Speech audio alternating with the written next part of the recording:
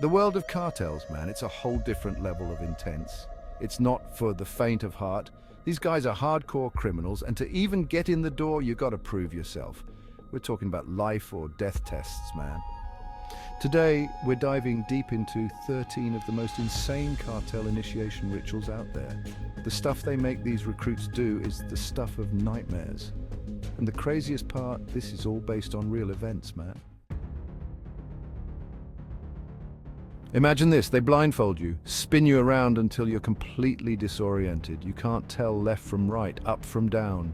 You have no idea which way is up, which way is down. Your senses are in chaos. Your mind is a whirlpool of confusion. Then they shove you towards the roar of engines. The sound is deafening, like a beast growling in the dark. This isn't some game, man. This is real, and it's deadly serious. This is a highway packed with cars and trucks barreling down at you. Each vehicle is a potential death sentence. Your task? Make it to the other side alive. Dodge, weave, sprint, do whatever it takes. These guys aren't kidding around. They're watching your every move, judging your every step. One wrong step, one moment of hesitation, and you're roadkill. The stakes couldn't be higher. They want to see if you can handle pressure, if you can keep your cool when everything is on the line, if you can keep your cool when death is breathing down your neck. It's brutal, man. The fear is palpable. The tension is suffocating. It's survival of the fittest cartel style. Only the strong, the quick, and the fearless will make it through. They drop you off in the middle of nowhere, man. No map, no compass, just you and the wild. Jungle, desert, mountains, doesn't matter. Each environment has its own set of deadly challenges. No food, no water, no supplies, just the clothes on your back and your wits. You have to rely on your instincts and resourcefulness. You think you're a tough guy? Try surviving out here for days, weeks even, with nothing but what you can scavenge. Every day is a battle for survival.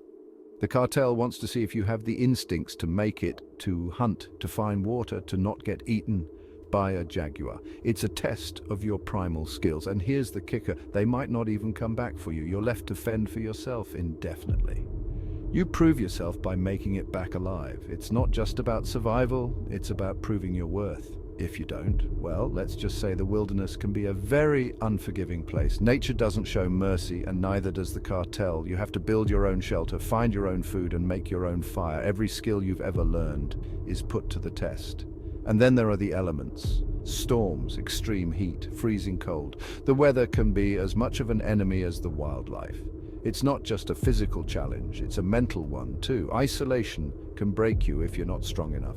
But if you make it, if you survive, you come out stronger, more resilient. You prove that you have what it takes to conquer the wild. You think getting inked is a personal choice? Not in the cartel. These tattoos, man, they're not just body art. They're a brand, a mark of ownership. They force it on you, often in public, a constant reminder of who you belong to.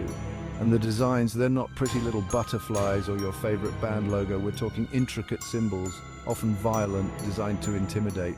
But the worst part, if you ever think about betraying the cartel, that tattoo becomes a target. It's a life sentence, man. There's no escaping it. Chapter 4, The Executioner's Test. This is where it gets really dark, man. They hand you a gun, sometimes a knife, and tell you to take a life. It could be a rival gang member, a complete stranger, someone they've been holding hostage. The point is, they want to see if you have the stomach for cold-blooded murder. There's no room for hesitation, no room for remorse. You either pull the trigger or you become the target.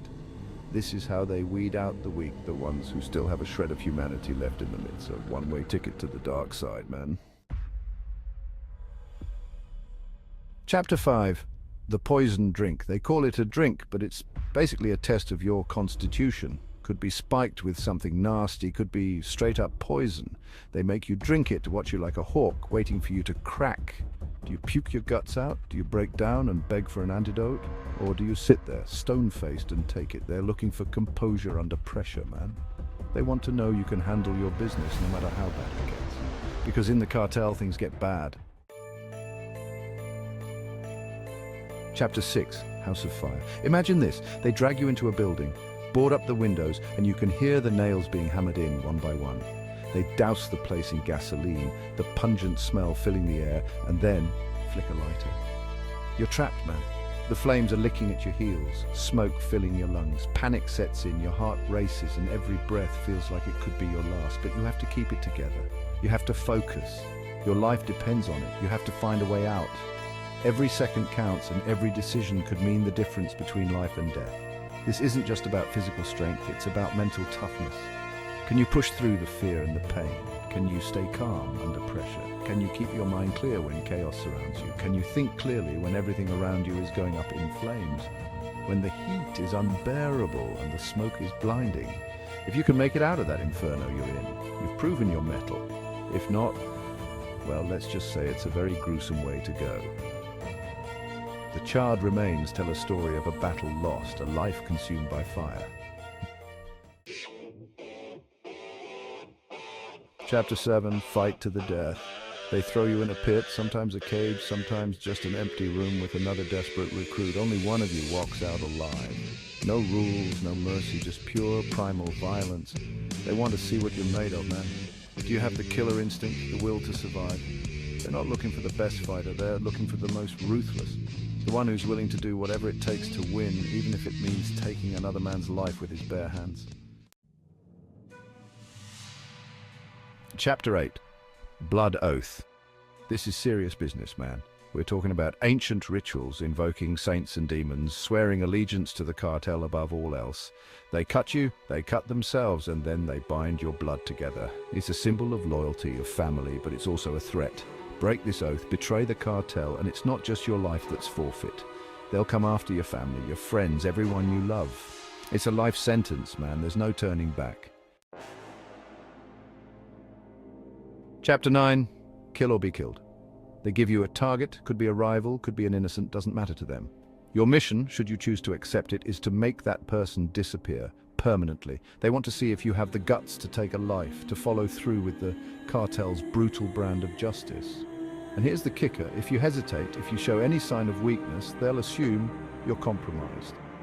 And you know what happens to loose ends in the cartel, right? They get clipped.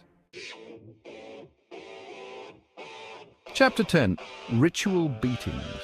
They surround you, a circle of hardened criminals, their faces cold and unforgiving. Then the beating starts. Fists, boots, whatever they can get their hands on. They're not trying to kill you, not yet anyway.